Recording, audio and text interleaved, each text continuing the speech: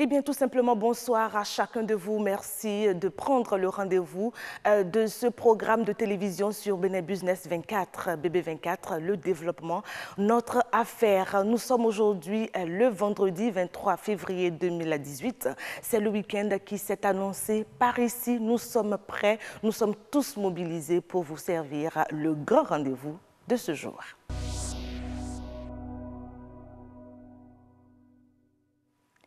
Au menu de ce temps de télévision, on s'intéresse ce vendredi soir à l'écriture de scénarios. Notre expert aujourd'hui a pour nom Michel Alexandre. Il viendra nous parler un peu du parcours qu'il faut pour en arriver là. Eh bien, il est scénariste dialoguiste. Horizon Culture aujourd'hui revient sur le spot publicitaire, particulièrement sur le spot télévisé. Monsieur Alain Amoussoupevi revient sur ce plateau nous donner un peu les exigences, ce qu'il faut pour réussir le spot télévisé. Dans Beauté au pluriel, on parle encore de parfumerie. Aujourd'hui, une interrogation qu'on se pose, comment réussir à choisir sa fragrance? Eh bien, si ça vous intéresse, vous êtes accro des senteurs des parfums, restez tout simplement à l'écoute et vous aurez réponse à votre ou à cette interrogation. Et puis, Nature et Bien-être se propose de poursuivre les échanges sur les huiles de vidange usagées. Les huiles de vidange usagées, quelle solution pour préserver l'environnement? Monsieur Azokbota Valère viendra nous donner des approches de solutions. En tout cas, nous pensons déjà au recyclage. Vous aurez aussi, chers amis téléspectateurs, des informations sur le net et aussi le 1945 aujourd'hui avec à la présentation Nadège Soni. Nadège Soni, je viens vers vous. Bonsoir. Bonsoir Karamata Agbataou. Au menu du journal ce soir, la recrudescence des grossesses en milieu scolaire, c'est un phénomène qui prend de l'ampleur. Osiana Moussou s'est intéressée aux causes. On parlera également du cancer de la prostate. Nous en saurons plus sur les manifestations de cette maladie dite de vieillesse. Et pour finir, nous ferons un zoom sur la tirelire, cette caisse traditionnelle conçue pour épargner de l'argent qui reste toujours d'actualité. Voilà donc Karamat, le résumé du journal à 19h45. Merci Nadège de rester avec nous. Vous continuez donc la préparation pour nos amis et téléspectateurs qui sont là à nous suivre de bout en bout. En tout cas, nous avons près de 90 minutes à passer ensemble d'une rubrique à une autre, d'une information à une autre. Eh bien, pour parler donc d'information, on se propose pour ce premier panel de recevoir l'expert.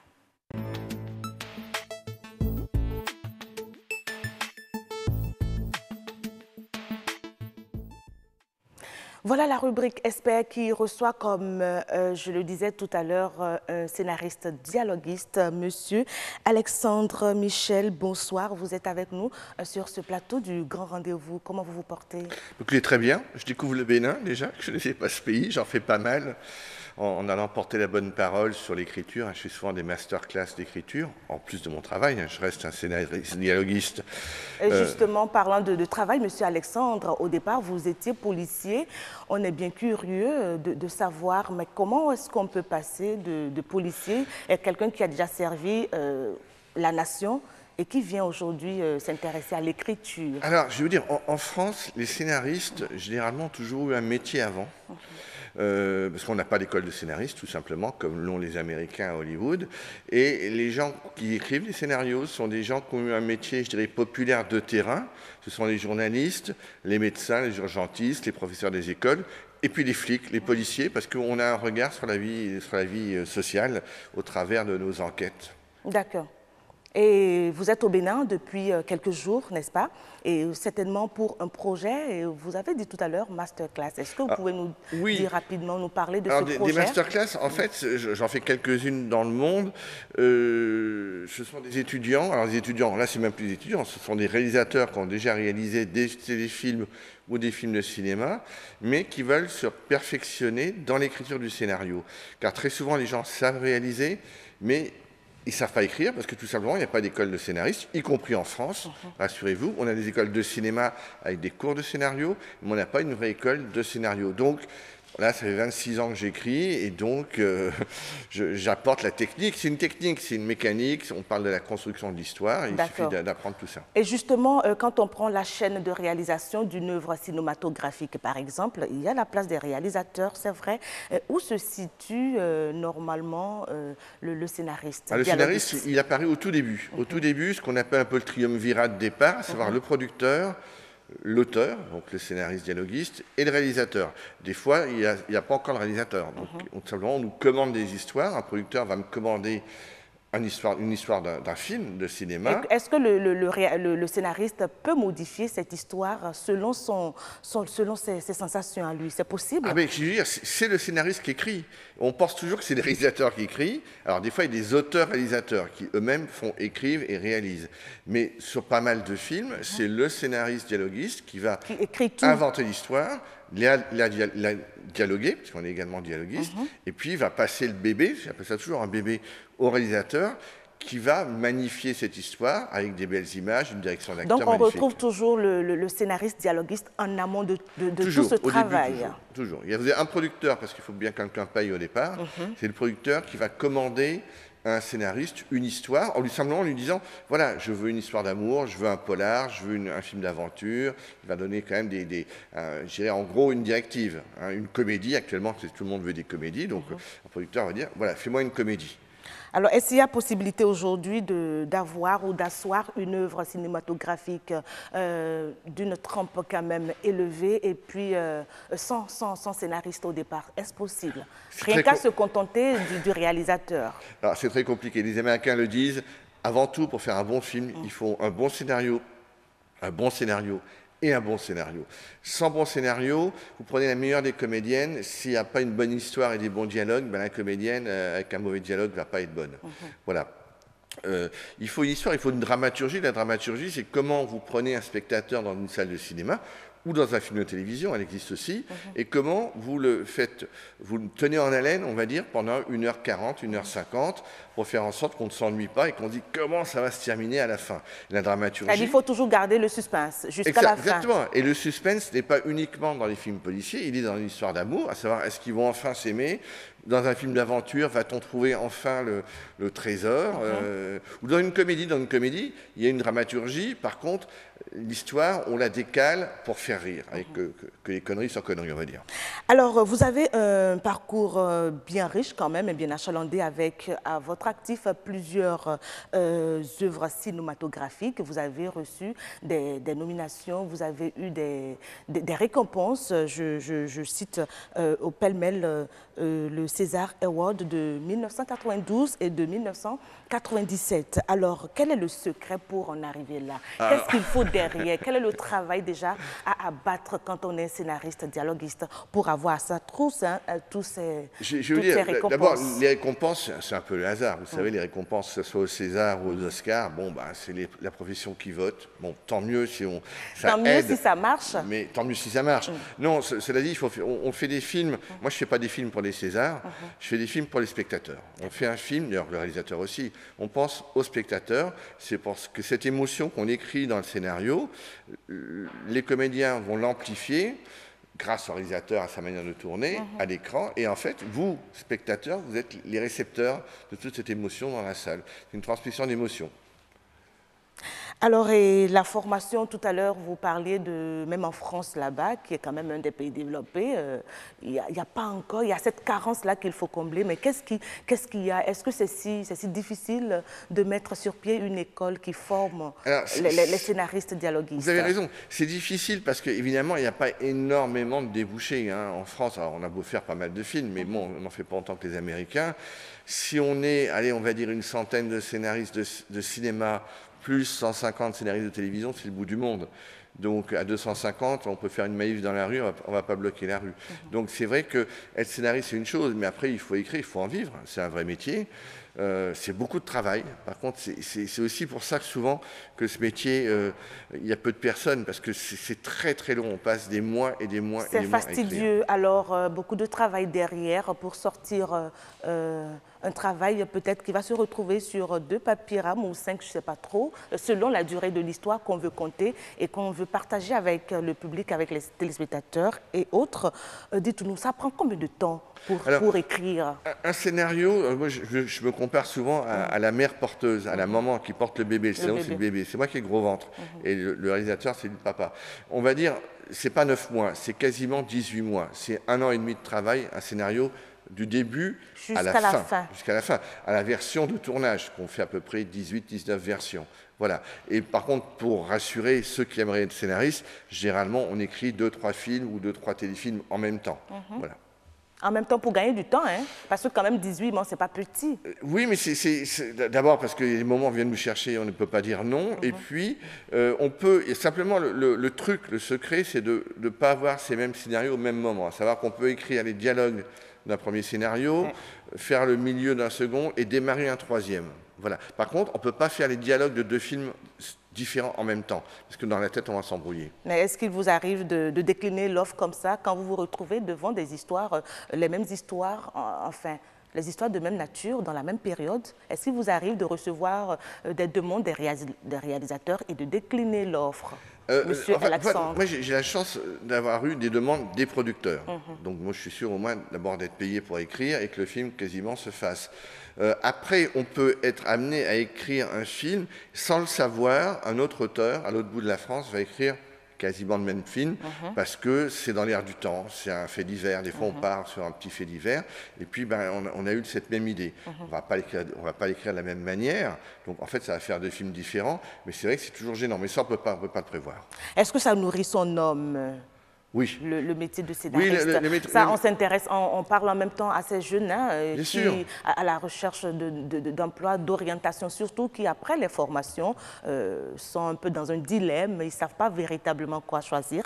Est-ce que vous pouvez les rassurer sur... Alors, je vais les rassurer. Après, je ne connais pas comment ça fonctionne au Bénin. Ici, au Bénin. En France, c'est vrai, d'abord, ça se nourrit son homme parce qu'on est vraiment payé pour écrire le scénario.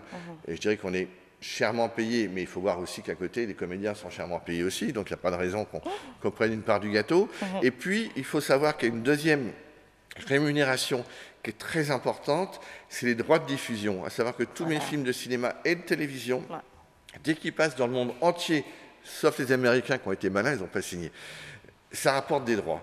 Voilà. Et donc, en fait, tous les mois, il y a de l'argent comme la SACEM pour les musiciens, la SACD, chez nous, fait remonter tout cet argent. Et tous les mois, il y a de l'argent qui remonte de tous les côtés parce que le film est passé en Angleterre, est passé au Sénégal, est passé au Canada. Voilà.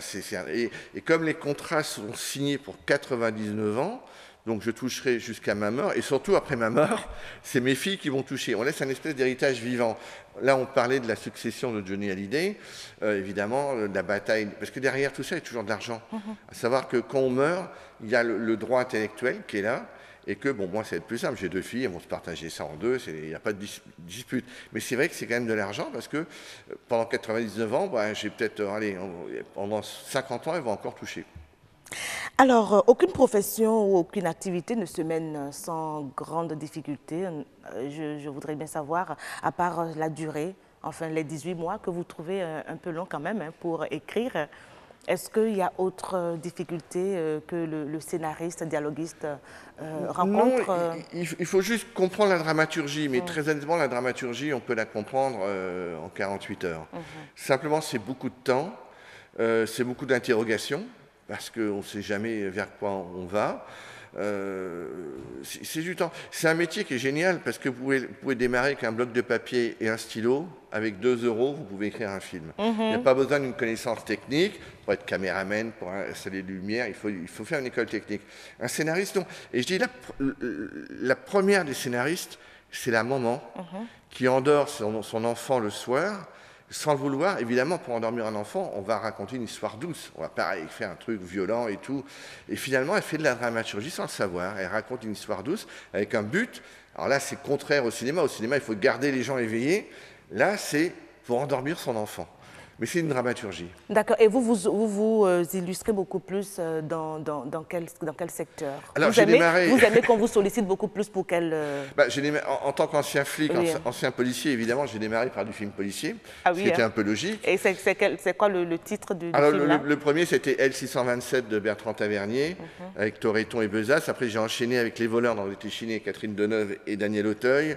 Après, il y a eu Le Cousin d'Alain Corneau avec Patrick Timsit et Alain Chabat, et puis d'autres. Et puis, c'est vrai que j'ai fait de la comédie. Je viens de faire un film il n'y a pas très longtemps qui n'est pas encore tourné pour les Algériens, qui est Abdelkader.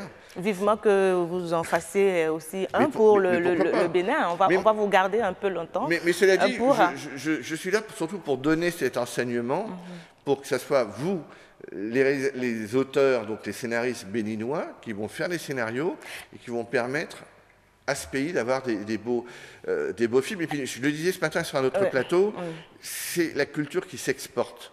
Quand on fait des bons films et que ces films-là vont être un festival à Deauville, à New York, et ben on va parler du Bénin dans le monde entier.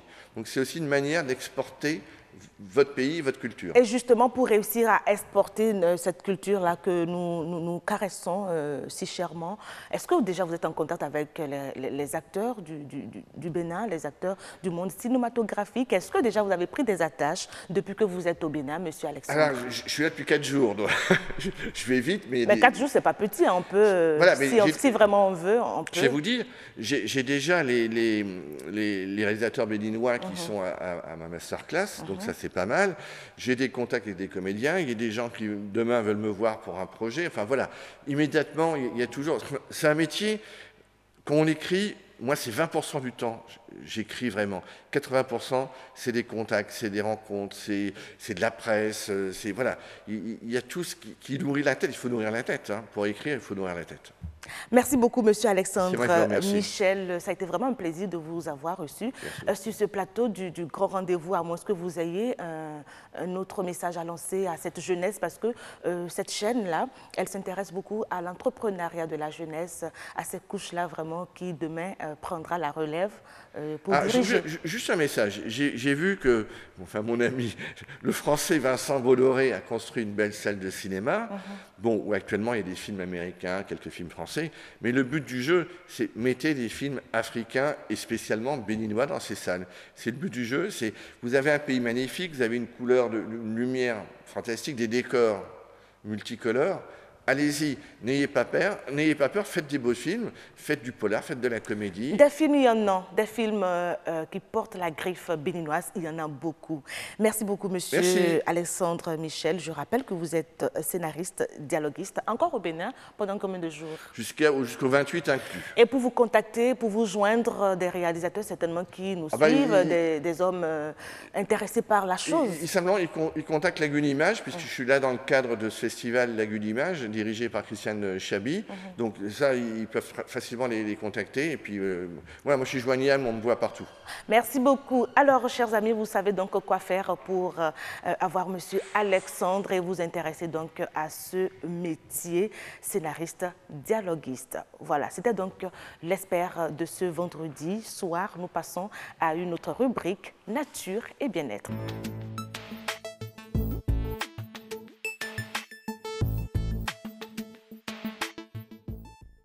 Encore les huiles de vidange usagées sur le tapis dans Nature et Bien-être. Aujourd'hui, Amandine Anyambossou reçoit M.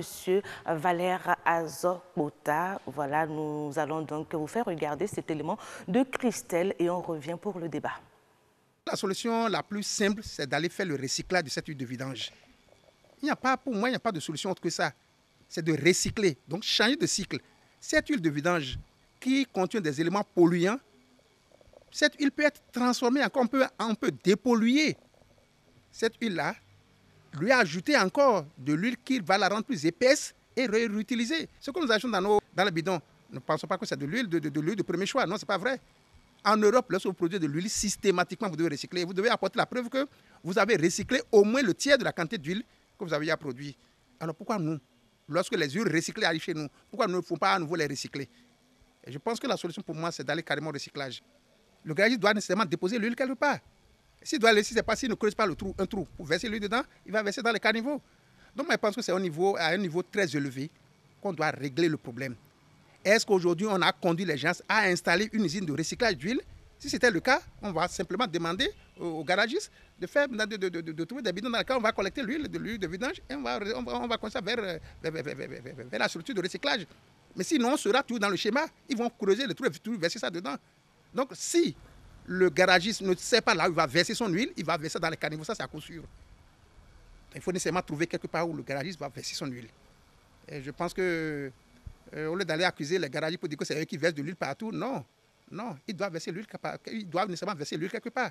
Et sur quelque part, ils ne le trouvent pas. Si vous ne trouvez pas de poubelle aux élèves, ils vont manger, ils vont jeter le papier par terre.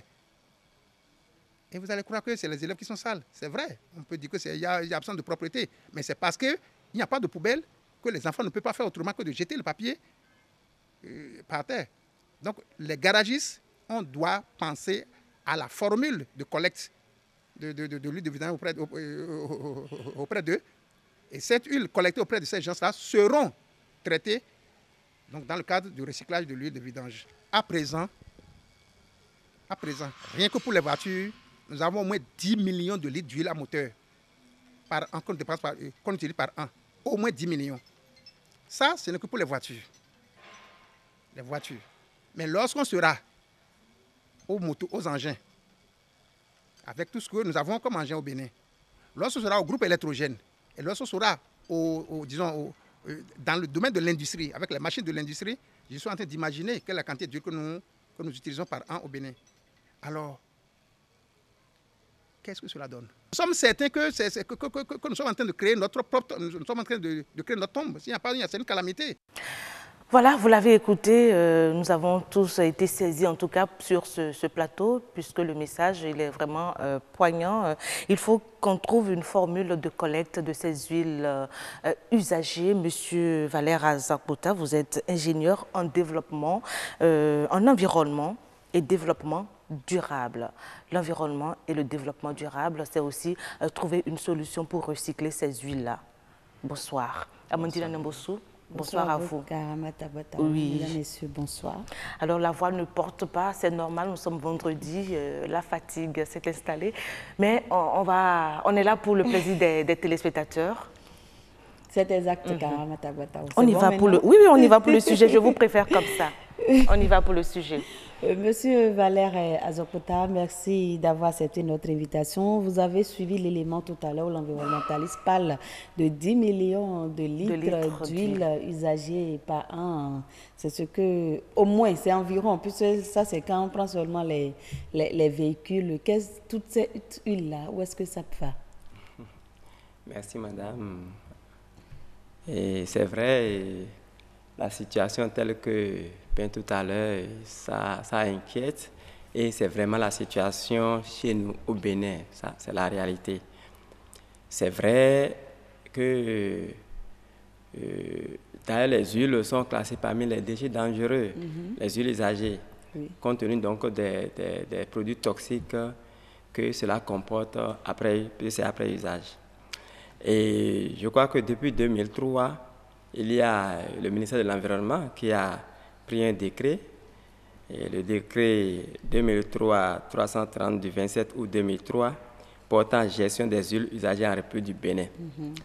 Apparemment, dans ce décret, normalement, il y a toute une organisation qui devait être en place pour permettre de gérer tout le circuit depuis donc la production, la collecte, le transport et l'élimination finale ou bien donc le recyclage, ce qu'ils appellent le recyclage. Mais il s'est fait que, bon, depuis ce temps, nous n'avons pas assez travaillé dans le domaine, si bien que sur le terrain, aujourd'hui, il n'y a aucun opérateur qui soit dans le domaine qui fasse ce travail-là de collecte.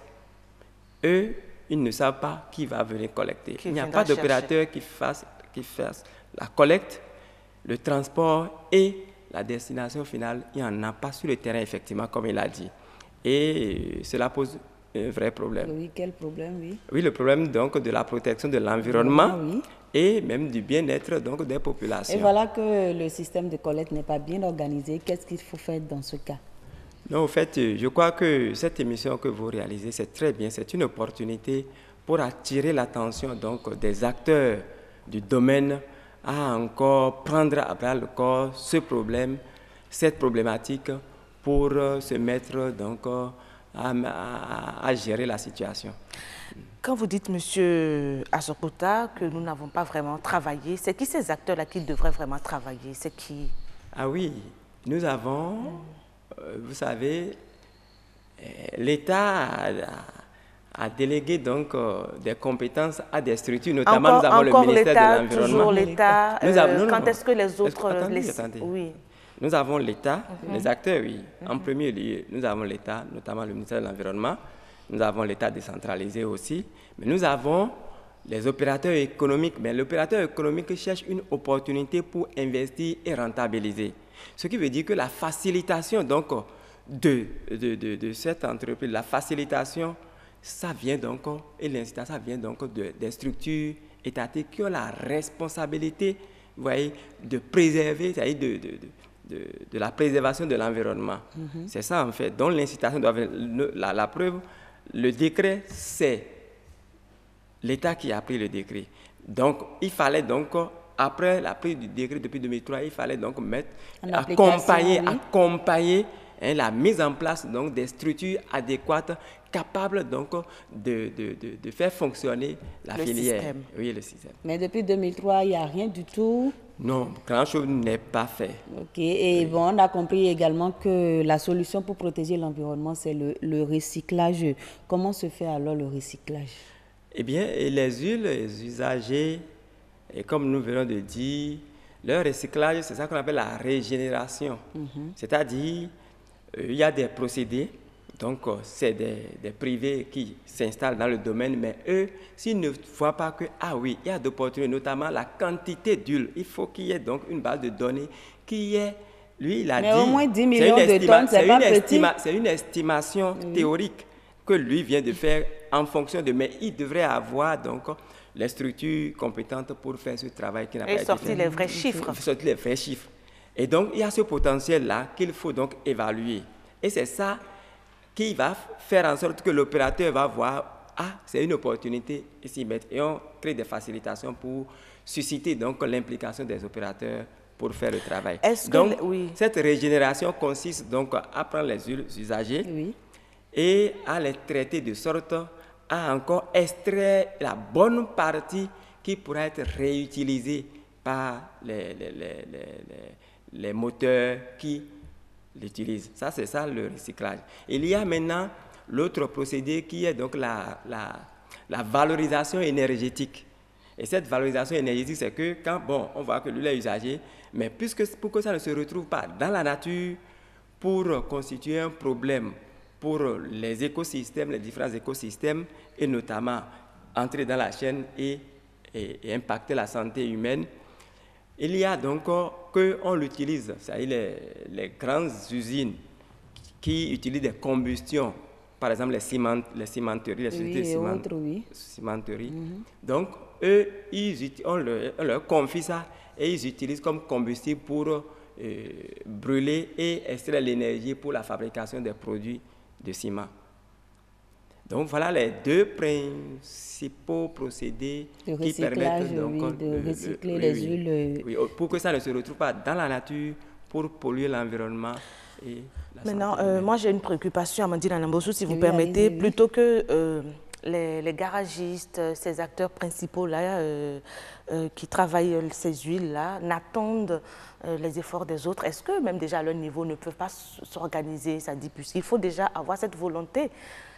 Est-ce que déjà vous ne pensez pas qu'à leur niveau, qu'il faille aussi faire quelque chose, qu'ils ne soient pas là à attendre que les autres agissent pour eux, pour la collecte? Oui, c'est nous tous. Les garagistes, c'est nous tous, parce que les garagistes, eux, ils ont appris à faire les vidanges. Mais ils n'ont pas appris à se charger donc de la suite. Oui, mais nous, on n'a pas appris à faire la vidange ni à se charger de la suite également. Je suis d'accord. Quand on dit nous tous, bon, vous savez, quand on dit nous tous, y compris nous qui nous disons spécialistes dans le domaine, nous ne faisons pas assez. Ça, je le reconnais. On ne fait pas assez. Sinon, pour que ça soit fait, nous, spécialistes du domaine, c'est nous qui allons être le précurseur, à inciter ceux-là, à cette organisation, en faisant en sorte que leur montrer l'opportunité, les organiser, et pour que nous puissions donc alimenter la filière, mettre en place la filière et donc le générer. Donc les garagistes, eux, n'ont pas appris ça c'est vrai, et il leur serait difficile donc... Est-ce que ce n'est pas le moment de corriger le tir? Absolument, c'est pourquoi je dis que votre émission est une opportunité pour encore attirer l'attention donc des acteurs que nous sommes, dessus pour que nous puissions, tous les acteurs en général, puissions donc prendre nos responsabilités et essayer donc d'endiguer le phénomène. Vous avez parlé tout à l'heure de la valorisation énergétique. Oui. Je crois qu'un effort se fait déjà dans ce domaine sur le territoire béninois. Est-ce que ça répond aux normes?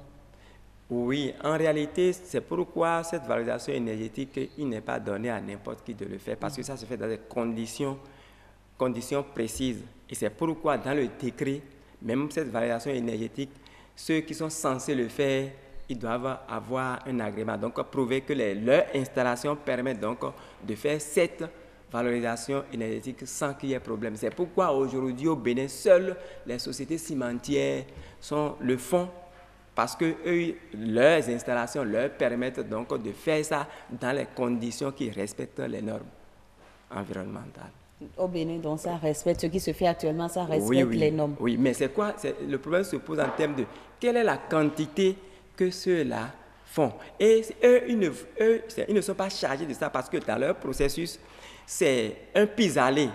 C'est un pis-aller dans la gestion qu'on aille vers eux. Et c'est le producteur qui est censé aller vers eux, solliciter, leur solliciter, donc leur aide pour mettre à leur disposition ça pour qu'eux puissent l'éliminer. Ouais, donc il faut toute une filière pour permettre que même si on devait s'en tenir qu'à ça, qu'on puisse quand même faire la valorisation de la grande quantité de ces huiles qui sont produites. Mais déjà qu'il y a déjà des sociétés cimentières qui recueillent ces huiles usagées, est-ce qu'il ne faudrait pas partir de là pour organiser la filière, surtout celle de la collecte? Oui, c'est pourquoi je dis c'est toute l'opportunité et ça là, nécessite par exemple que nous puissions nous mettre donc à maintenant faire l'évaluation, l'étude donc de faisabilité, voyez, quand on parle d'étude de faisabilité, c'est parti encore pour un bon bout de temps. Bon, en fait, c'est parce que, je le dis toujours, c'est parce que nous ne sommes pas encore vraiment au travail dans le pays.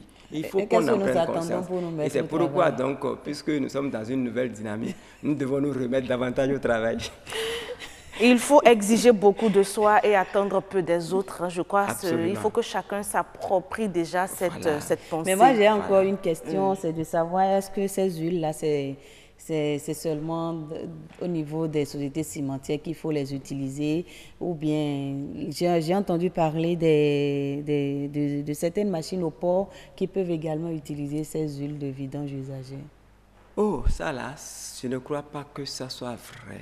Quand on parle de certaines machines, même au port, le port, vous savez, avec les bateaux, le port a ses problèmes particuliers, même dans la gestion de ces huiles usagées. Eux, surtout, par exemple, par rapport aux bateaux, jusqu'à l'heure où nous parlons, au port, nous n'avons pas un système qui recueille. Et le port a dû prendre un acte pour interdire que quand les bateaux là viennent avec ces huiles, ils retournent avec ça. Parce qu'il n'y a pas les dispositions en place pour prendre en charge ces huiles. Parce que ces huiles, pour les prendre en charge, il faut une évaluation de leur composition chimique pour voir si, par exemple, si les sociétés cimentières doivent prendre en charge, que ça n'endommage pas l'autre, parce qu'il y a plusieurs, notamment les métaux lourds, plusieurs déchets qui sont dedans, qui peuvent endommager. Donc, même le port, il n'y a pas de dispositif en place. Si bien que jusqu'à aujourd'hui, même le port, les huiles usagées qu'ils appellent souvent les slugs, pour les bateaux qui viennent avec les bateaux, ils retournent ça systématiquement parce qu'il n'y a pas de structure pour collecter. Et lorsque il y a des structures qui ont vu d'opportunités, qui sont allées vers le port, par exemple, pour faire, mais ils n'ont pas respecté donc, les dispositions réglementaires en la matière, d'autant plus qu'il y a des preuves qu'il faut apporter pour montrer sa capacité de bien gérer. Entre-temps, il y avait une société que le port a accepté, qui faisait le travail bien, une société qui a été agréée au niveau du ministère de l'Environnement, mais qui, au finish, va renverser ça dans l'environnement. Et quand les inspecteurs du port sont allés vérifier, ils ont vu que c'est un trou que les ont versé dedans. Ils ont dû suspendre, ils ont dû donc résilier leur contrat avec cette société. Est-ce que vous pensez que les dispositions contenues dans le décret sont difficiles ou bien sont compliquées, les conditions sont compliquées à remplir? C'est pour ça qu'on n'autorise pas les sociétés à... Non, non, c'est pas que les conditions sont difficiles, mais c'est la motivation des acteurs privés à s'investir dans le domaine. Et ça, parce que vous avez dit tout à l'heure que ces sociétés ne remplissent pas les conditions contenues dans le décret, qui ne sont pas... Oui, il y a un minimum d'investissement à faire. Il y a un minimum d'investissement à faire. Or, lorsque le gain, c'est que nous sommes plus enclins à gagner plutôt que de servir un peu la cause environnementale. Et vous voyez, même s'ils produisent les choses, les documents, ils montrent ce qu'il faut. Maintenant, dans la pratique, ils contournent les dispositions réglementaires. Voilà. Est-ce que vous voyez, ils contournent les dispositions réglementaires et ça devient un problème pour l'environnement. Là, on est obligé donc de résilier donc le contrat.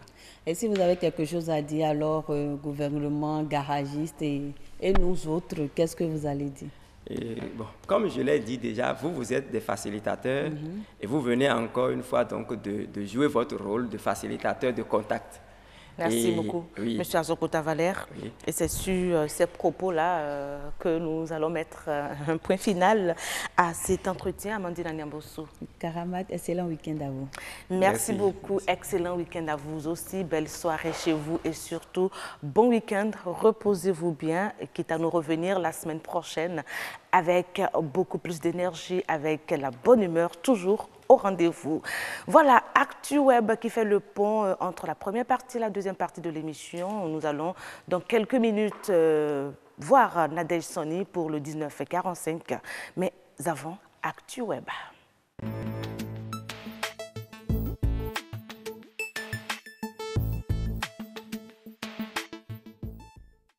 ActuWeb, Adonis Boum, bonsoir. Bonsoir, Cara. Oui, deux informations aujourd'hui à retenir. Nous allons commencer par cet incroyable défi d'un Ivoirien qui a commencé la création d'un emoji par jour. Oui, eh bien c'est Oprerou, c'est comme ça il s'appelle. Oui, c'est un Ivoirien de 20 ans qui s'est lancé comme défi depuis le début de l'année de créer un emoji africain par jour. Comme on le voit sur sa photo, le voilà. Sa photo va venir tout à l'heure. Okay. Ah, mais oui, voilà, c'est un jeune garçon. Oui, au Pérou. Son défi, c'est de créer un emoji ayant rapport avec l'Afrique ou non sur sa page Instagram. Est-ce qu'on peut avoir cet emoji-là? Ah, mais oui, c'est vrai. Ça commence, oui. On a nos masques, là, il y a les masques, il y a les cases, les cases traditionnelles, il y a aussi un chapeau, ça c'est la Côte d'Ivoire, ça me rappelle. La Côte d'Ivoire, oui, c'est un Ivoirien. Donc voilà, mais il faut qu'il pense aussi à sortir de la Côte d'Ivoire pour scruter d'autres pays africains. C'est un début déjà de voir chaque jour. Voilà les sièges ici, des cascaillettes, je crois bien. Enfin, des symboles qui nous renvoient à l'Afrique, à l'essence même de... Après les emojis qu'on a sur les applications. Mais ça, c'est notre ballet traditionnel, ça, hein? En fond, le ha. Le ha. Au nord, c'est Rambrindi, on dit Rambrindi, ça c'est en langue d'Indi, ça s'appelle le balai. Ça sert à nettoyer les alentours de la concession, de la maison. Ça c'est une très belle idée. Oui, il se définit comme un explorateur créatif et ressent le besoin de s'exprimer à travers plusieurs canaux.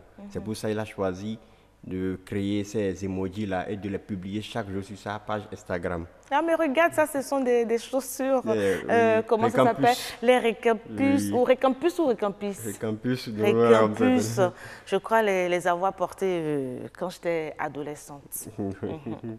Alors c'est fini avec ça, en tout cas on retient que c'est un garçon à encourager, il y a des images. Emojis. Ouais, ça défile toujours là. Ce que j'ai préféré le plus dans les emojis, c'est celui de leur Akieke.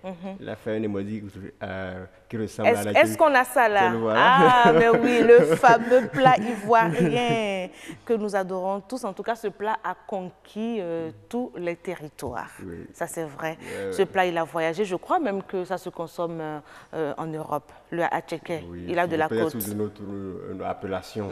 Oui. Merci beaucoup. En tout cas, ce jeune est à encourager. Oui. Et est-ce que déjà on peut avoir ces emojis-là? Est-ce que c'est disponible pour le moment? Non, pour le moment, il a juste fait des emojis, il les a publiés sur sa page Instagram. Et ça s'arrête là, mais il faut qu'il continue. Peut-être il va envisager, d'abord avant que cela n'arrive, il faut d'abord qu'on se mette derrière lui pour le pousser. Et peut-être en le poussant, ça va peut-être. Je crois, Adonis Bohou, c'est l'occasion de lancer un appel rapidement, puisque vous êtes quelqu'un. C'est déjà un pas déjà que certaines, comme on l'a vu sur Irao Talent, c'est un site qui est dédié à dénicher les talents, des jeunes talents. Donc c'est de là déjà ça a commencé. Donc en faisant déjà de la communication autour, ça pourra peut-être amener les créateurs des applications, les développeurs. C'est ce que j'allais dire. Voilà, il faut qu'ils pensent à nouer un partenariat oui. Et que ces créateurs d'applications intègrent, n'est-ce pas, ces emojis ça viendra peut-être. typiques africains dans leur répertoire. Merci beaucoup pour cette information que moi j'ai trouvée très intéressante. Nous passons à la deuxième, l'avis des internautes sur les vidéos du grand rendez-vous. Oui, c'est vrai, on en avait parlé. On en avait parlé la dernière fois. Oui. Alors qu'est-ce qu'ils disent? Nous avons recueilli certains avis par rapport aux vidéos, aux rubriques du grand rendez-vous. On y va? Thomas Sowou, c'est une émission très intéressante. Et c'est par rapport, il y a une rubrique qui parlait du goussi. Le goussi, ça c'est dans le monde agricole. Dans le monde agricole, voilà, le monde agricole. Spécial coucou donc à Estelle Pazou. Mikerinios Agbo, il dit j'ai une fois l'envie d'en manger. Merci. Quant aux rubriques, oui, il y a un qui publie, j'apprécie trop les débats de BB24. Kazmi Gigado, par rapport à l'apport de la langue française et de la diminution du niveau, il réagit. Le français n'est petit pour personne. Même le prof l'a prouvé. On n'a pas besoin de défier cette langue. Moi, j'ai un diplôme professionnel pour l'enseigner, mais je suis à la maison.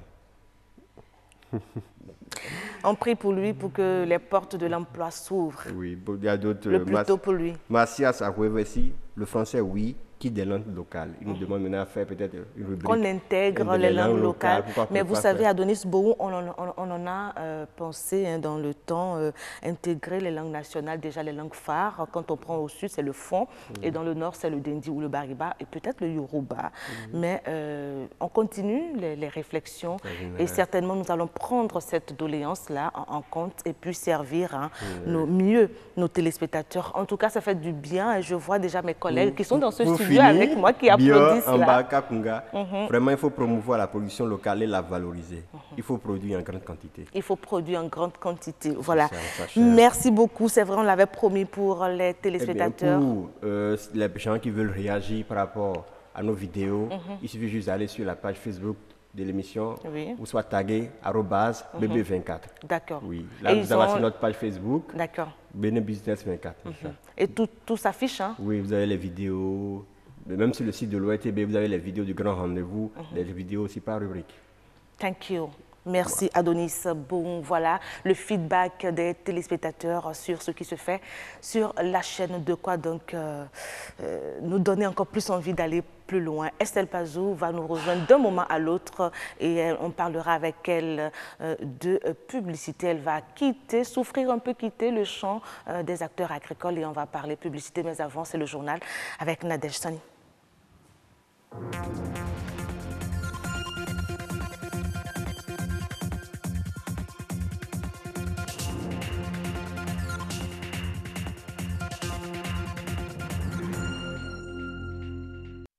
Mesdames, Messieurs, bonsoir et bienvenue dans le 1945. Voici les titres.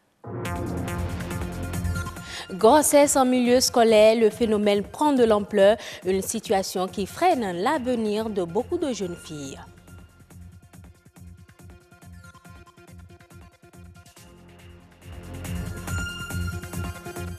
Le cancer de la prostate, une maladie dite de vieillesse, comment se manifeste-t-il?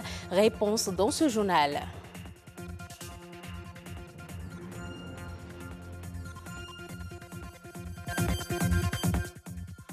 La tirelire, encore d'actualité, cette caisse traditionnelle conçue pour épargner de l'argent résiste au temps malgré les méthodes modernes d'épargne.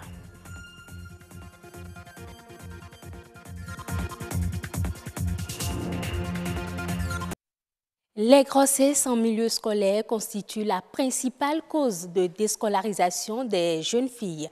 Les collèges d'enseignement primaire et secondaire enregistrent de plus en plus de cas de grossesse. Océane Amonsou s'est intéressée aux causes de ce phénomène. Son reportage est présenté par Heureuse Daloné. 2763 cas de grossesse enregistrés au cours de l'année scolaire 2016-2017. Des chiffres alarmants publiés par le ministère des Enseignements secondaires et techniques, mais qui s'expliquent pour plusieurs raisons. Les parents sont presque irresponsables aujourd'hui parce qu'ils ont démissionné. Ils ne suivent même pas leurs enfants et par conséquent, les enfants déambulent. Quand ils quittent l'établissement pour la maison, c'est autre chose et ils se livrent. Le dialogue entre les parents et les enfants. Le dialogue entre la jeune fille et ses parents. À un certain niveau, on se dit que ma fille, elle est toujours petite, je ne peux pas tenir un certain langage avec lui, le sexe est tabou, donc il y a des choses que je ne dois pas dire avec elle. On laisse la maison parce qu'on est occupé, très occupé par nos travail, on quitte tôt, on rentre tard, on n'a pas ce temps de discuter vraiment avec la fille. Pendant ce temps, il y a des choses qui se passent au-dedans d'elle, elle a des questions qu'elle voudrait bien poser à sa maman ou à son papa, mais elle n'arrive pas à le poser parce qu'on ne lui consacre pas ce temps-là. Ce qui fait que l'enfant quitte la maison pour aller chercher ses réponses ailleurs. Le parent qui n'a pas de moyens, il n'est pas absent, il est à la maison, il donne l'éducation qu'il peut à sa fille, mais la fille ayant des besoins que le parent ne peut pas subvenir, auxquels le parent ne peut pas subvenir, est obligé d'aller dehors. Le garçon qui lui donne 500 francs ou 1000 francs dehors, bon, en échange, il demande le cesse et elle ne peut pas. Donc la conséquence, la grossesse survient. L'éducation sexuelle d'un enfant, une responsabilité partagée entre le cercle familial et les acteurs de la société. L'éducation des parents à elle seule ne suffit pas, d'autant plus que la rue éduque, l'école éduque, les amis éduquent. Donc la responsabilité de l'école y est pour beaucoup. L'enfant passe plus de temps à l'école. L'enfant est plus en contact des enseignants, de ces éducateurs-là. Donc ça doit aussi venir d'eux. Il y a des mœurs, des bonnes valeurs qu'on doit déjà commencer à inculquer à l'enfant à l'école.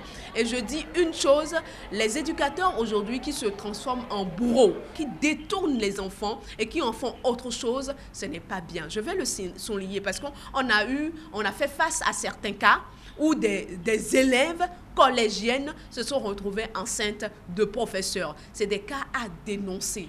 Farouchement, je suis farouchement contre. L'éducateur, l'enseignant est un éducateur. Il ne peut pas se retrouver en train d'engrosser une fille. Qu'est-ce qu'on veut apprendre aux enfants dans ce cas-là? Lorsque vous êtes enseignant, éducateur, vous ne devez pas aller sur ce terrain.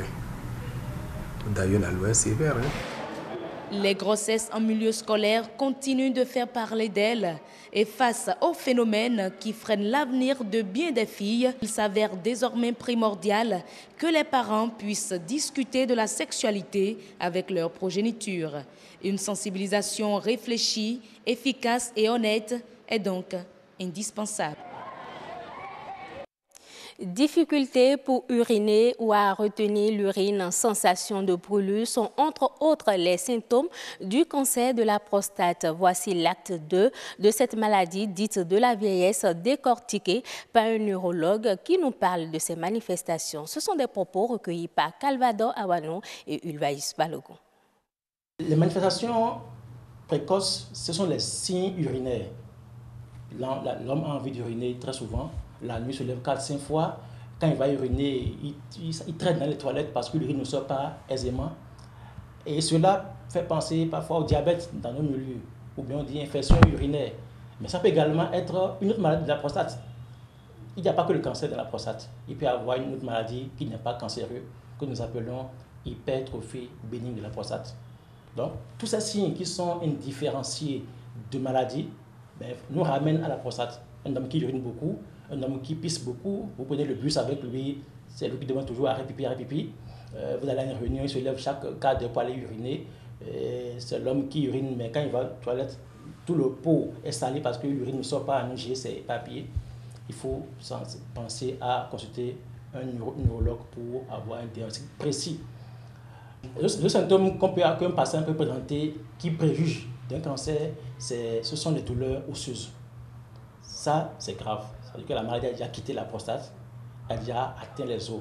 C'est le monsieur qui marchait bien, puis subitement, il fait un petit choc, il cogne sa porte et puis il se casse le pied. Ou bien il cogne la porte de la voiture et puis il se casse l'épaule. C'est-à-dire que son os est fragile. Le cancer a touché, a rongé les os et ces os sont comme de sucre qui se ramollissent facilement, ils se cassent facilement. Donc c'est un patient qui subitement a des lombalgies. Il y a beaucoup de patients comme masse dans nos villes pour massage de douleur lombaire qui ont en fait des cancers qui sont localisés dans les vertèbres, dans la colonne vertébrale. Donc avant de masser un patient qui a des lombalgies, il y a 50 ans, 60 ans, faites-lui un contrôle médical pour voir s'il n'a pas un cancer derrière.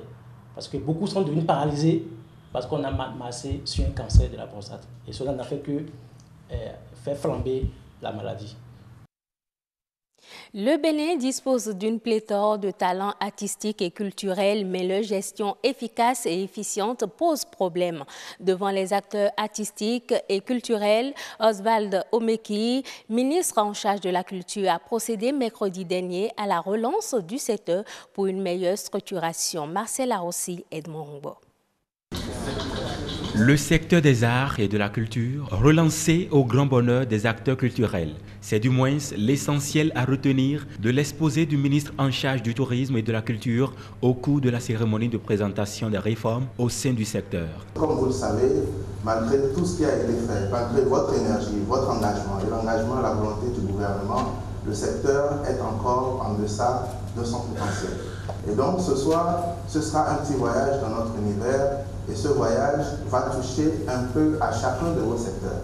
Beaucoup parmi vous font la fierté de notre pays dans plusieurs pays à l'étranger, sans même que l'État béninois ou le public béninois ne les connaisse. J'aperçois dans la salle des artistes de la musique, des plasticiens, des acteurs de théâtre et autres qui vont à l'étranger, sont respectés dans les festivals internationaux, sont des personnes ressources dont les gens parlent en bien à l'étranger, mais qui malheureusement ne sont pas connus de notre public. Au regard du talent qui est le vôtre dans les différents secteurs, au regard de la volonté qui a été celle des gouvernements, au regard des montants qui ont été engagés, normalement le Bénin devrait être la référence en Afrique, mais pour l'instant ce n'est pas le cas et c'est ce défi que j'ai envie de relever avec vous. Un projet de rêve présenté aux artistes qui ont répondu massivement à l'appel de l'autorité. Ils s'en réjouissent ici. C'est une célébration de l'espérance. Je demande à Dieu de me prêter vie pour que je vive tout ça. Parce que nous attendons ça depuis très longtemps. Toutes ces choses-là, nous les attendons depuis très longtemps. Et maintenant qu'on nous dit que ça va se réaliser, surtout que chaque département, chaque commune va avoir son lieu de spectacle, j'attends voir ça. C'est ce que nous souhaitons depuis. Pour nous amuser, diffuser nos spectacles, nous sommes faits pour ça. Nos œuvres seront beaucoup plus médiatisées qu'avant. Et par rapport au festival, la redynamisation de tout ce qu'on avait déjà comme festival, emmenant ainsi les gens à s'intéresser aux pays de l'extérieur et à nous en tant qu'artistes et acteurs culturels, à créer de la motivation et de l'engouement à notre niveau pour qu'on puisse se perfectionner davantage dans nos œuvres. Ce serait vraiment un exploit et j'attends vivre cet exploit. Dans l'ensemble, ce nouveau projet séduit les acteurs culturels.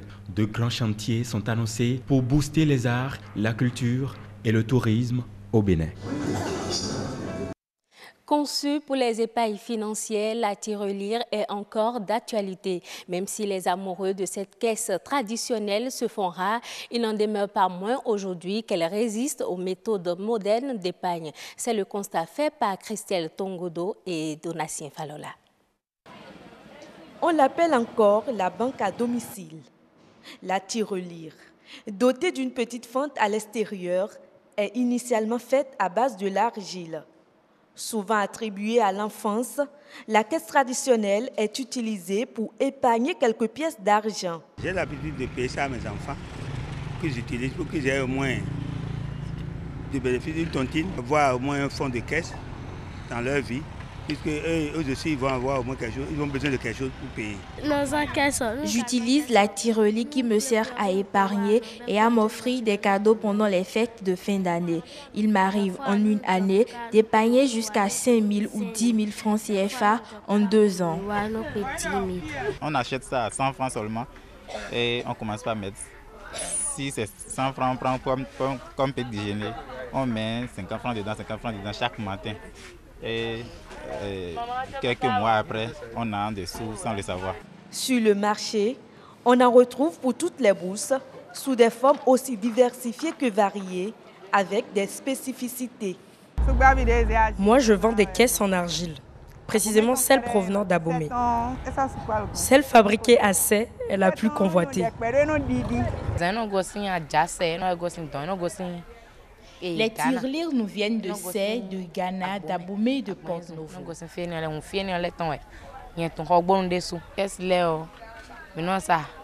Les prix varient entre 50 et 500 francs l'unité.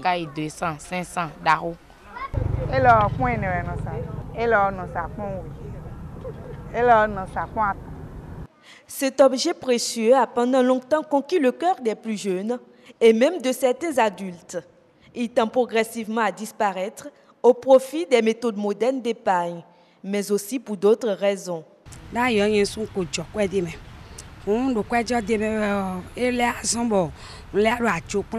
tirelire pousse mes enfants à dérober de l'argent.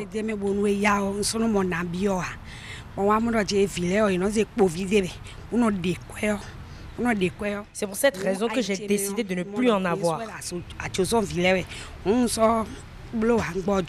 Quand on a grandi, on préfère les tontines à grosse somme, et les épargnes sur les comptes bancaires, et on a dû laisser ça. Malgré toutes ces nombreuses méthodes modernes, la tirelire résiste toujours au temps. Elle est devenue la petite banque de maison pour des dépenses d'urgence.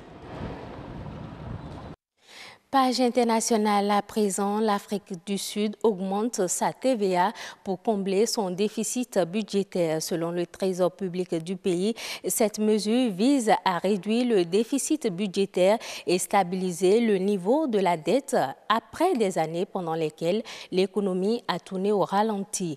Ainsi, la TVA, qui était de 14% depuis 1993, passera à 15% à partir du 1er avril prochain. L'exécutif indique qu'il est conscient qu'une hausse de la TVA pourrait alourdir le fardeau des ménages pauvres, mais ceux-ci bénéficieront de mécanismes destinés à les protéger de cette situation. Au Tchad, les mesures d'austérité entreprises par le gouvernement est toujours en cours. Au marché de N'Djamena pour faire les courses, mais depuis quelques mois, elle revient avec moins de provisions. La raison, la baisse de son salaire de sage-femme. En 2 ans, elle a perdu un tiers de ses revenus. 2018 touche de plein fouet. On n'arrive pas à manger 3 fois par jour comme avant. Il est de plus en plus difficile au moins seulement de une s'offrir fois 3 repas par jour. Le matin, on prend le thé simple avec... C'est un rapport qui pointe un doigt accusateur sur les dirigeants du monde et qui encourage par ailleurs l'activisme fort remarquable des organisations de la société civile. Amnesty International reproche aux dirigeants des pays les plus riches leur désintérêt vis-à-vis du respect des droits de la personne humaine. L'année 2017 a été marquée par le fait que beaucoup de dirigeants se sont détournés des droits humains, voire les ont attaqués frontalement de manière complètement éhontée et décomplexée. Mais dans le même temps, il y a eu une montée en puissance, une sorte de sursaut citoyen, une montée en puissance de la mobilisation citoyenne qui a parfois porté ses fruits. Donc c'est pour ça que ce rapport est extrêmement contrasté. Une attention toute particulière est portée sur certains pays mis au banc des accusés. Des actions de l'homme fort de la Russie, Vladimir Poutine, ont été désapprouvées et condamnées par l'organisation internationale pour qui la protection des droits de l'homme dans le monde n'est pas négociable. On retrouve cette tendance à se poser en défenseur de la Grande Russie, cette impression que en fait, les valeurs traditionnelles seraient menacées par l'Occident. Donc M. Poutine s'est très bien instrumentalisé tout cela pour mieux faire accepter en fait, ce qui n'est rien d'autre que des violations des droits humains. C'est pourquoi nous continuons à faire une activité de plaidoyer intense et également à faire signer des pétitions dans tous les pays du monde pour que M. Poutine entende que nous n'avons pas l'intention de le laisser violer les droits humains ainsi. À quelques mois de la célébration du 110e anniversaire de la Déclaration universelle des droits de l'homme par les Nations unies, Amnesty International ne faiblit pas. Pour cette ONG, il est clair que la lutte pour la préservation des droits humains est un combat quotidien. Au Tchad, les mesures d'austérité entreprises par le gouvernement sont toujours en cours. Après la réduction de 50% des primes et indemnités des fonctionnaires en 2016, le scénario se répète cette année. Les réformes mises en place par le gouvernement début 2018 touchent de plein fouet le portefeuille des ménages. Il est de plus en plus difficile de s'offrir 3 repas par jour. Reportage. Tous les matins, Diane se rend au marché de N'Djamena pour faire les courses. Mais depuis quelques mois, elle revient avec moins de provisions. La raison, la baisse de son salaire de sage-femme. En 2 ans, elle a perdu 1/3 de ses revenus. On n'arrive pas à manger 3 fois par jour comme avant. On mange seulement 1 fois. Le matin, on prend le thé simple avec 4 bains. C'est pas comme avant où les enfants prenaient le lait, le chocolaté, le pain, il n'y en a pas. Donc, c'est pas facile de joindre les 2 bouts. À la baisse des salaires s'ajoute l'inflation. Sur le marché, les prix de certains produits ont doublé. Les choses deviennent de plus en plus chères au marché parce que les marchandises arrivées au niveau des douanes, les douanes taxent beaucoup. Les taxes augmentent chaque année. Donc c'est ça qui fait que les choses sont augmentées au marché. Depuis fin janvier, une grogne sociale traverse le pays.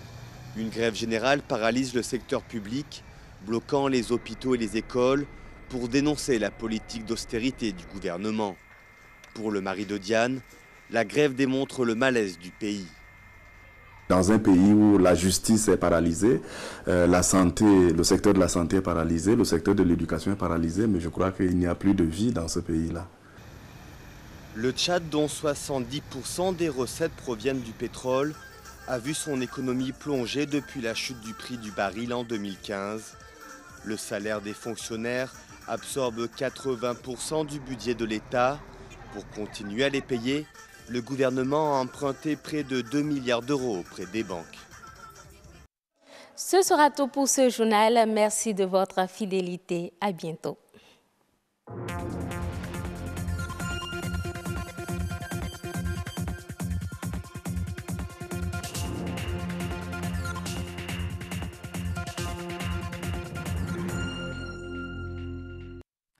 Comment réussir un spot publicitaire TV? Et la question est à l'ordre du jour de la rubrique Horizon Culture aujourd'hui, qui reçoit encore une fois M.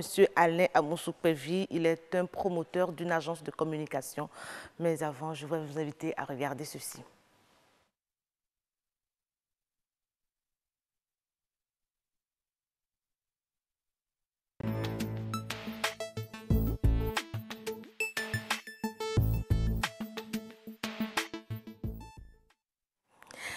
Horizon Culture s'intéresse aujourd'hui à comment faire un spot publicitaire TV réussi. Monsieur Alain Amoussou-Pévi sera admis tout à l'heure dans le cercle de Horizon Culture. Mais avant, on va regarder ce petit élément de Patrick Adjaboudjou.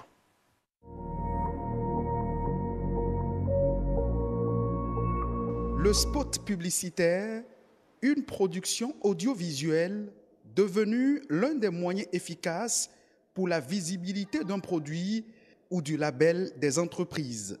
Il s'agit de productions audiovisuelles qui vont dans le genre d'une technique de communication qui cherche à influencer les consommateurs afin qu'ils adoptent un comportement voulu par un annonceur qui a payé pour la publicité. Les spots publicitaires visuels sont destinés à un public cible et obéissent à une durée de 15 secondes selon la norme internationale. En télévision, la durée d'un spot publicitaire peut varier entre 15-20 secondes jusqu'à 1 minute. C'est le format habituel parce que c'est un format court qui permet d'influencer très rapidement les consommateurs. Sur les écrans de télévision locales, les spots de publicité ne seraient pas appréciés de tous. La qualité et parfois le manque de professionnalisme en sont souvent les raisons évoquées. Les agences que nous avons au niveau du Bénin ne sont pas des agences de taille suffisante pour pouvoir disposer de l'équipement nécessaire à la réalisation donc, de spots publicitaires, qui respectent les normes qu'on aurait souhaité, les normes de qualité, les normes donc, de propriété par rapport au son, par rapport à l'image, les normes donc, par rapport à la compression de l'image, d'abord par rapport à la prise de l'image. Donc nous avons toutes ces normes-là qui sont bafouées. Et finalement, on ajoute donc ceci au fait que les messages eux-mêmes ne sont pas bien conçus. Et à la fin, vous avez un résultat qui est forcément médiocre. Plus besoin de nier l'importance des spots publicitaires dans la visibilité du label des entreprises.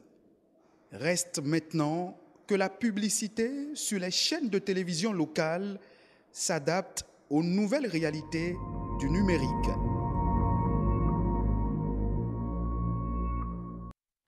Que faut-il faire pour ne plus lasser les téléspectateurs quand ils regardent un spot publicitaire qui passe? On le saura tout à l'heure puisque nous avons sur ce plateau quelqu'un qui s'y connaît, Alain Amousou-Pévi. Bonsoir, vous étiez avec nous hier. Bonsoir madame. Oui, hier on était un peu plus dans le sens large. Aujourd'hui, on va s'intéresser au spot publicitaire TV. Estelle Pazou. Bonsoir. Bonsoir, Karamata. Dites-moi, avant d'entamer cette rubrique, qu'est-ce que ça fait de passer du monde agricole à Horizon Culture? Toujours en tant que journaliste, il faut se définir un peu partout. Malheureusement, sinon heureusement pour moi, agriculture et culture, ça rime. N'est-ce pas? Et donc, c'est pour ça que je me retrouve sur ce plateau aujourd'hui. Avec un grand plaisir, je vous laisse donc conduire cet entretien avec M. Amousou-Pévi. Bonsoir, M. Amousou-Pévi. Bonjour, madame. Je tiens à rappeler que le premier spot de publicité télévisée a été diffusé le 1er juillet 1941 sur une chaîne new-yorkaise. Autant dire que la publicité n'est pas si récente et qu'elle a connu des modifications. On en parle plus amplement avec vous, M. Alain Amousou-Pévi. Alors, ma première question, quelles sont les qualités d'un bon spot publicitaire télévisé?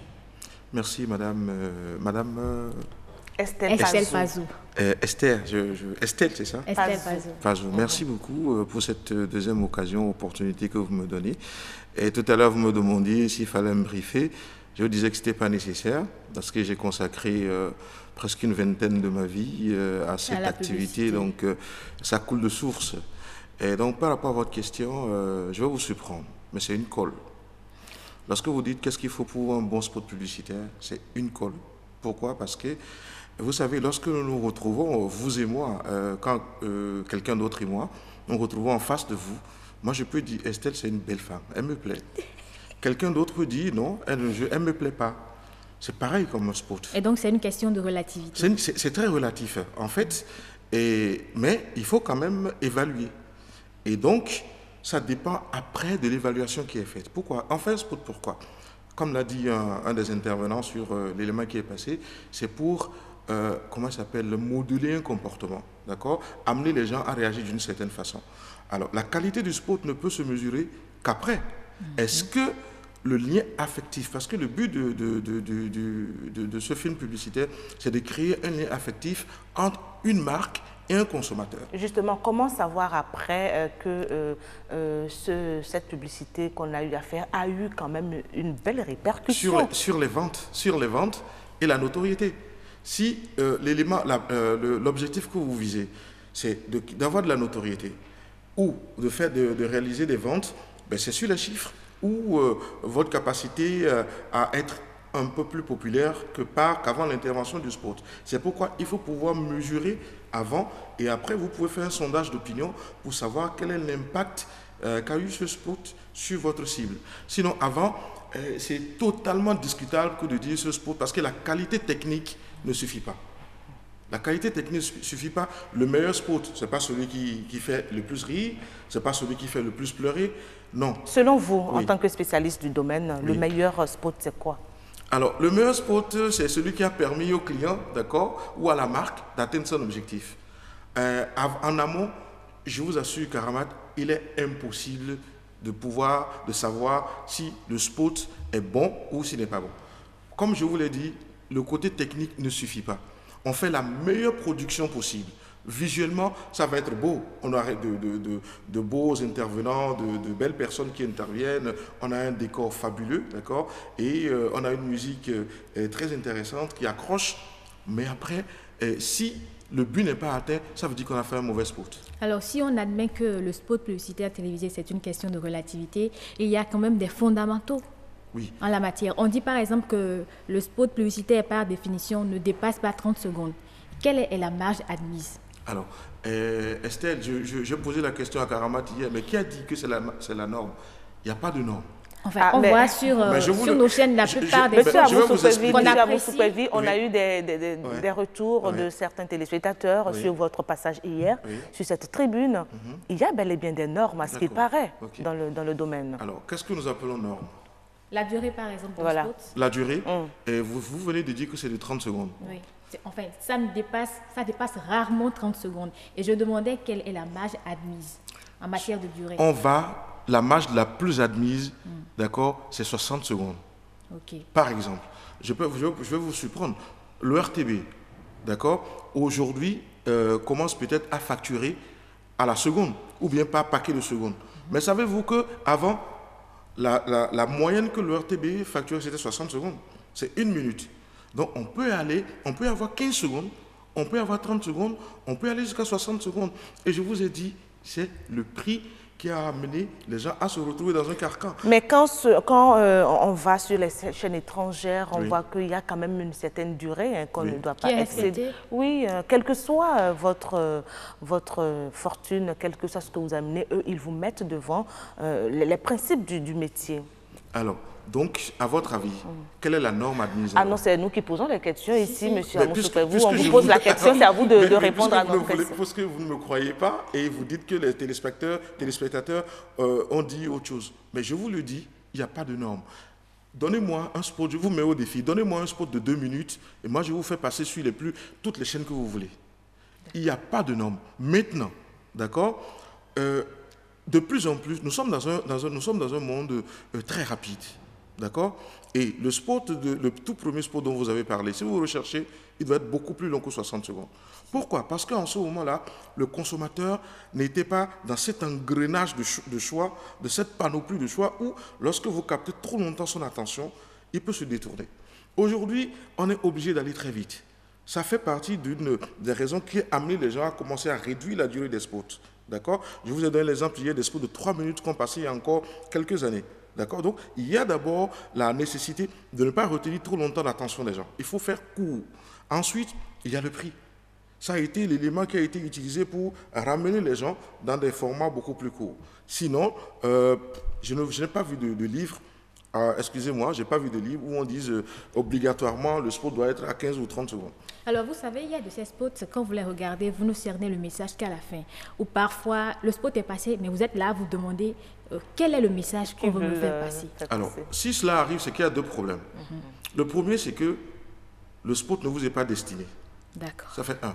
Deuxième chose, le client a mal choisi son support de diffusion. Non, le client ou le concepteur du spot publicitaire. Puisque le client, lui, vient avec son idée maintenant.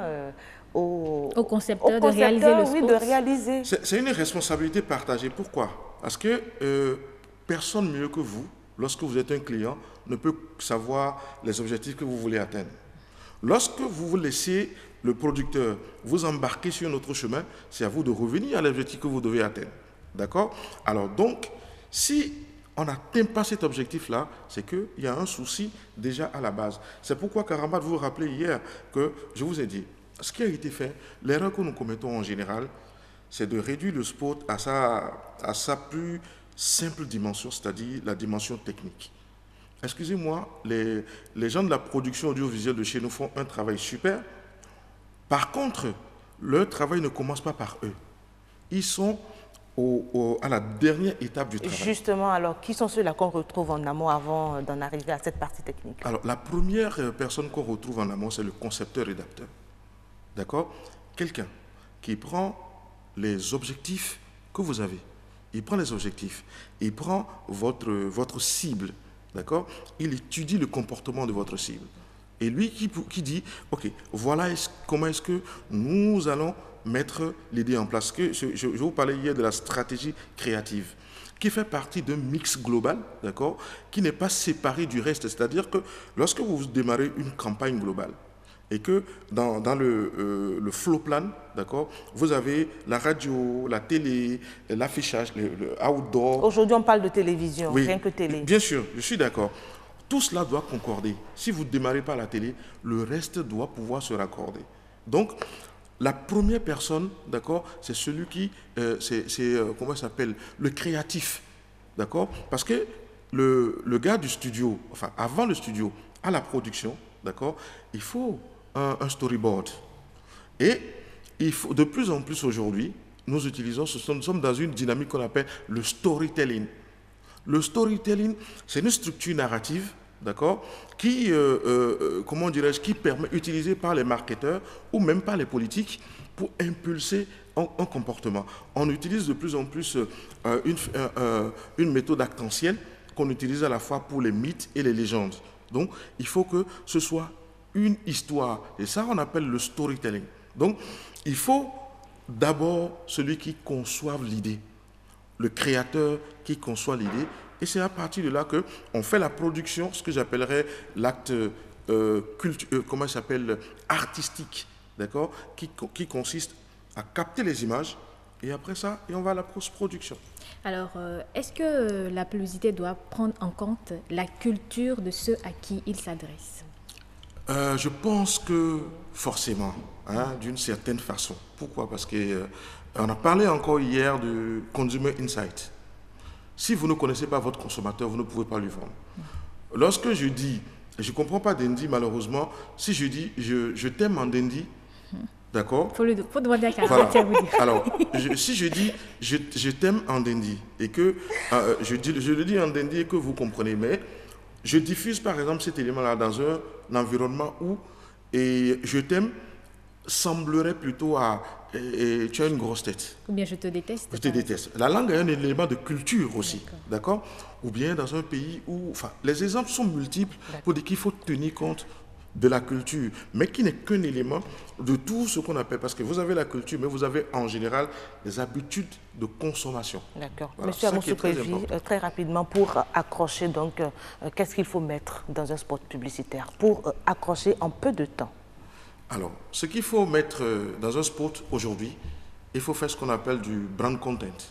D'accord? Vous allez très rapidement, vous allez extrapoler si possible certaines étapes. Je parle du brand content parce qu'aujourd'hui, à l'ère où nous sommes, si vous n'avez pas une dimension entertainment, une dimension de divertissement dans un spot, votre spot est mort. D'accord? Parce qu'aujourd'hui, les gens veulent plus s'amuser. Ça fait deux. Divertissement. Divertissement, il faut donner l'impression au consommateur, d'accord, qu'il s'amuse. C'est-à-dire, vous lui ôtez la charge commerciale. Ne lui donnez pas l'impression que vous voulez vendre. C'est pourquoi tout à l'heure, Esther disait qu'à la fin, on se rend compte parfois que la structure narrative, c'est-à-dire le storytelling peut être fait de manière à ce que c'est après que vous réfléchissez. Troisième élément. Voilà. Et enfin, comment ça s'appelle? Le consommateur. Encore une fois, le consommateur. Et comme je dis, le contenu, d'accord? En anglais, on dit « content is king ». D'accord? Nous passons, le contenu est roi. Il faut du contenu et il faut qu'il soit forcément divertissant pour que le consommateur ait l'impression qu'il est en train de s'amuser. On n'a pas le temps, sinon je vous citerai un exemple extraordinaire d'un spot. Mais bon, enfin, si vous voulez, on va continuer la discussion. Et donc, dans les coulisses, oui, pour résumer rapidement. Il faut que ce soit les clients, que ce soit les agents de communication, s'inscrivent dans ce qu'on appelle désormais la stratégie du brand content. Merci beaucoup, M. Amoussou-Prévi. Merci beaucoup à vous. Enfin, j'ai l'impression que je reste sur ma faim. Ou bien, j'ai eu exactement cette même impression hier quand j'étais avec lui, puisqu'à un moment, je me suis dit, mais le temps, il est tellement vite passé. Mais j'ai pas... c'est vrai, les éléments, des informations sont passés, mais j'étais restée sur ma faim. On a l'impression qu'il y a beaucoup encore à dire. Il y a énormément beaucoup à dire dans cette rubrique. On va revenir plus amplement et au fur et à mesure sur ce que c'est que la publicité. Estelle Pazou, infiniment merci beaucoup pour cette partie. Vous m'avez accompagnée. C'était un plaisir. Alors, on a fini donc avec la rubrique Horizon Culture de ce jeudi. La dernière partie, la culture et puis le monde de la sensualité, la beauté et la mode. Je crois que ça va de pair. On va donc retrouver Elonia d'Almeida et puis son invité.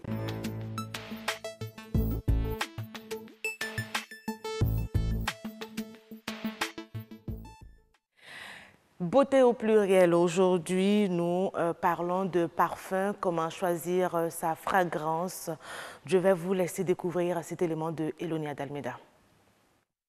Le parfum est une très bonne chose. Ça permet à l'homme de se sentir bien et de se voir élégant, se faire remarquer.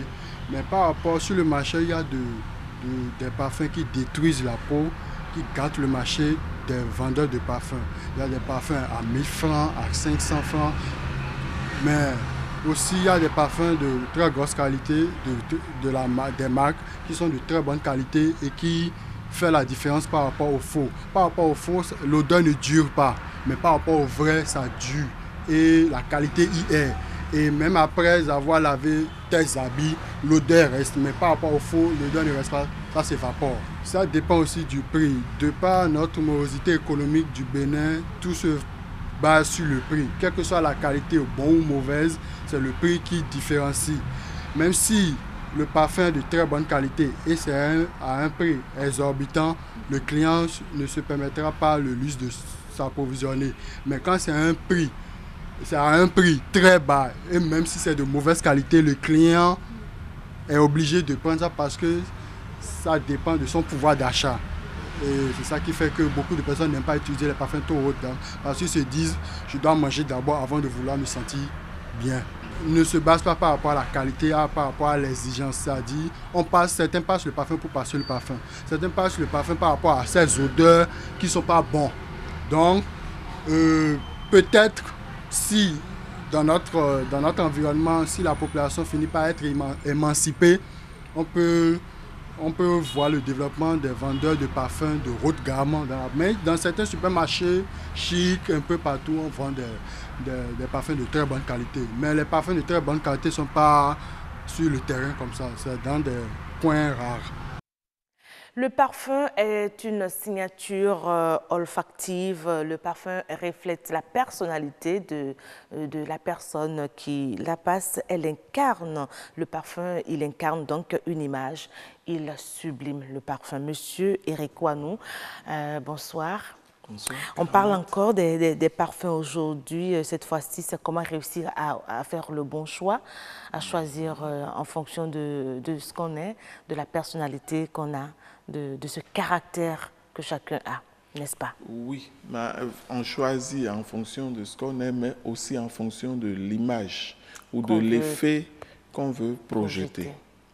Vous voyez, la dernière fois, je vous disais, il y a des senteurs qui ont des effets, je vais dire, patents sur le mental, sur les dispositions mentales des gens. C'est-à-dire que lorsque vous sortez en boîte ou que vous partez à un rendez-vous et que vous souhaitez que la demoiselle n'oppose pas trop de résistance à vos propositions. Ah oui, hein?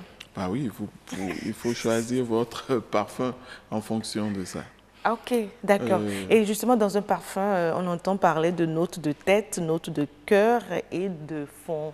Qu'est-ce que c'est? En fait, c'est la vie du parfum. C'est-à-dire que quand vous l'avez vaporisé à l'instant, vous savez, parfois les parfumeurs, pour vous faire goûter le parfum, ils vous en mettent une goutte. On goûte là. ou on sent le parfum? Oui, on le sent, je veux dire.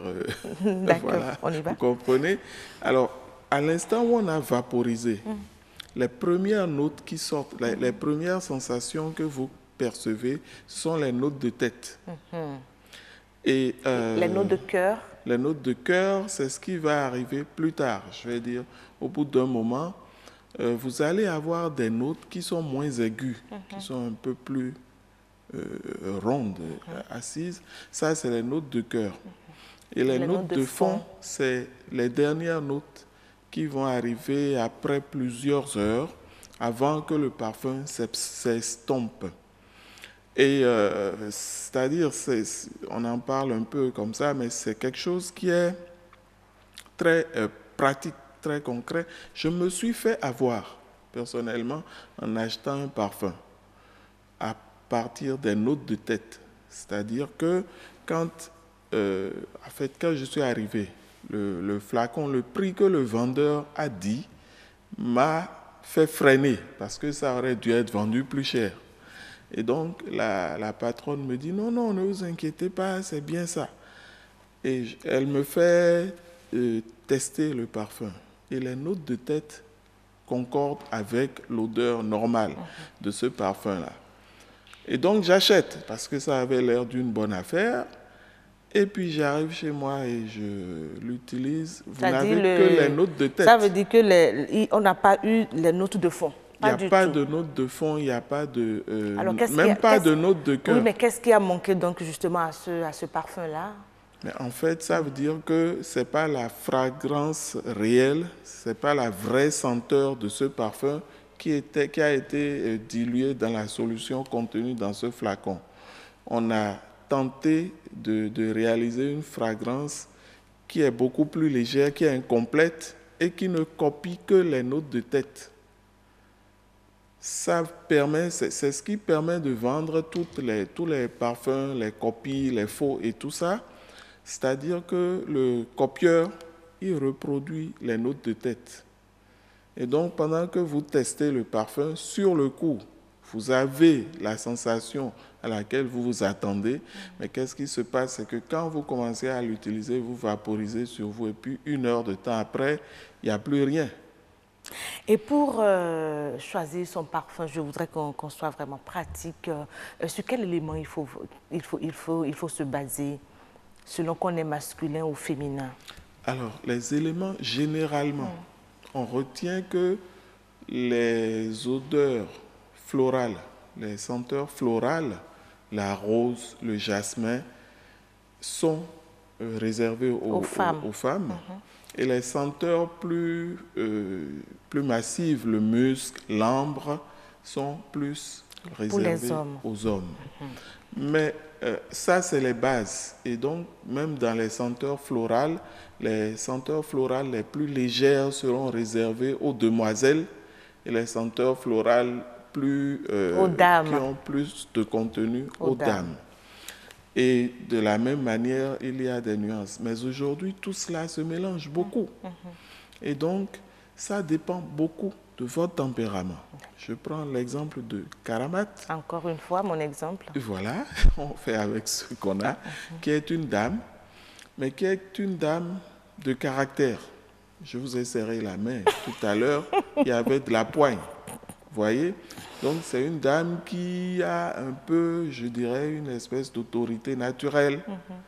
Et donc, elle ne va pas être sur les senteurs très, très légères. Ah oui, vous me basculez un peu vers... Un peu vers des senteurs plus musquées. D'accord. Voilà.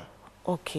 Alors maintenant, quand on finit d'opérer ce choix de savoir avec quelle senteur, fragrance s'orienter, est-ce qu'il faut rester fidèle dans le temps à son parfum ou il faut le changer? Et si oui, à quelle fréquence?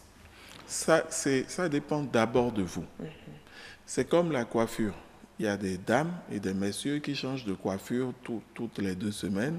Et puis, il y a des personnes qui ne changent jamais de coiffure ou sur plusieurs années. Ça fonctionne comme ça. Les gens qui sont changeants pourront changer souvent de parfum et souvent dans la même zone. C'est-à-dire, si vous aimez les parfums musqués, les parfums forts, il y a toute une panoplie de choix. Vous pourrez en changer tous les jours. Et puis, ceux qui sont fidèles, moi, je suis le genre à passer le même parfum. Sur 2 ans, 3 ans? Toute ma vie. Voilà. Et puis, il y a des parfums qui ont des statuts. Parce que parfois, nous ne choisissons pas pour nous. Je vous raconte l'anecdote pour comprendre. Quand j'étais adolescent, mon père et les pères de mes camarades, la plupart de nos papas portaient le même parfum. Caron. C'était peut-être le parfum qui était en vogue dans le temps. Voilà, peut-être. Mais nous, on a retenu que ça, c'est le parfum de papa. Ce qui fait que nous tous, quand on est arrivé à l'âge adulte... À l'âge de papa? À l'âge de papa, bon, on s'est acheté ça. Vous ne vous êtes pas gêné, vous vous êtes orienté rapidement vers le choix de papa. Et puis après, moi, je ne l'utilise plus maintenant. Après, j'ai changé parce que ce n'était pas vraiment moi. L'envie d'être comme papa est passée et puis je suis allé vers d'autres choses. D'accord. Alors, il y a certainement des parfumistes, hein, puisque vous avez dit que les choses ont changé beaucoup. Tout est nuancé. Et puis, vous savez, les parfums, c'est moins formel que les vêtements. C'est-à-dire que, je ne sais pas, mais il ne vous arrive pas de passer le parfum de votre mari? Ouais. Chez moi, ça arrive tout le temps. D'accord. Et maintenant, où est-ce que vous mettez les enfants? Parce que c'est aussi une frange de la population. Oui, les enfants... qu'on a parfois tendance à oublier quand on parle de parfum. Est-ce que les enfants ont droit aussi à des parfums? Les parfums sur les enfants, il faut faire attention parce que le parfum, c'est une odeur. C'est une odeur, donc c'est olfactif, ça attaque quand même... Ça peut facilement irriter leurs narines. Voilà. Ça ne va pas forcément irriter, mais ça pourrait irriter. C'est-à-dire que si vous avez les narines fragiles, moi, je ne peux pas me parfumer tous les jours. Parce qu'il y a des jours où je vais vaporiser et que je vais être enrhumé à l'instant même. Et donc, on va dire que, vous savez, les bébés, ils sont traités à l'eau de Cologne dès la naissance. Donc, il faut chercher, si vous tenez à parfumer les enfants, les nuances, les senteurs qui ont de la douceur, qui n'ont pas beaucoup d'agressivité. Et les eaux de Cologne, c'est très bien pour les enfants. Est-ce que les eaux de Cologne, les adultes peuvent les utiliser aussi? Oui, il y a et souvent les mamans, j'en connais qui ont utilisé ça toute leur vie. Et les papas? Oui, il y a des papas, un peu moins. Des papas poules surtout, hein, des papas qui habituellement restent avec leurs enfants à la maison. Facilement, ils peuvent prendre l'habitude avec les eaux de Cologne. Non, vous savez, les eaux de Cologne, il y en a pour les bébés, il y en a pour les enfants, il y en a pour les adultes. Il y en a pour les mémés, il y en a pour les pépés. Alors, quant aux contenances, il y en a plusieurs sortes, de 30, 50, 110, 100, 125 et j'en passe. Alors, il faut faire quel choix? Est-ce qu'il faut prendre de grandes contenances ou se limiter juste aux petits flacons, quitte à renouveler dès que ça finit? Ça dépend, je vais dire, de vos moyens, de vos habitudes. Si vous êtes une personne changeante, il vaut mieux acheter des petites contenances parce que vous aurez eu envie de changer avant d'avoir fini, si vous utilisez les grands. Mais quelqu'un comme moi qui va garder le même parfum 10 ans, il peut très bien acheter des grandes contenances. Et pour revenir au parfum de nos papas dont je vous parlais là, j'ai un camarade dont le père et les oncles, c'est-à-dire ils étaient une fratrie, ils utilisaient tous le même parfum là. Et donc quand l'un de la fratrie voyageait, il achetait des grandes contenances et à son retour, on se le partageait. Ça dépend donc de vos besoins, vous voyez. Monsieur Wanou, oui. Nous tendons vers la fin de cet entretien, mais je voudrais vous demander, est-ce que le parfum sur mesure est de plus en plus proposé aux clients? Oui, vous savez, nous sommes à l'ère, nous avons fini l'ère du standard, c'est-à-dire l'industrialisation a facilité la standardisation et longtemps on se satisfaisait de porter les mêmes standards. Aujourd'hui, nous partons vers l'ère du bien-être et de la personnalisation, de la customisation. Et donc, il y a des services personnalisés sont proposés dans tous les domaines, même dans l'aviation et tout ça. Donc, ça va de même pour les parfums. Mais ça demeure toujours du luxe. C'est-à-dire, c'est classé dans la catégorie du luxe sur tous les marchés. Est-ce que, à votre avis, cette façon de procéder sera à l'avenir le modèle qu'on va imprimer? Je ne crois pas. Nous sommes 10 milliards de personnes sur Terre. Vous imaginez 10 milliards de personnes qui portent chacun un parfum personnalisé. Ça va être... Je n'y crois pas du tout. Ça va rester du Mais luxe. Puisque les choses bougent, vous l'avez dit vous-même, les choses changent, chacun essaie de le créer. Vous savez, le parfumeur qui doit créer les senteurs personnalisées ne peut en créer qu'un certain nombre sur une durée déterminée. Même s'il se drogue à la cocaïne la plus pure, après, il faut faire ça avec les mains, quoi. Et donc, c'est limité dans le temps. D'accord. Monsieur Rikwano, merci beaucoup. C'est la fin de cet entretien sur comment bien choisir sa fragrance. Merci d'être passé sur le plateau du Grand Rendez-vous. Et c'est avec vous que ça finit. Aujourd'hui, on va demander à tout le monde de descendre tout doucement et pour opérer cette descente dans la douceur. Ça va se faire avec la météo.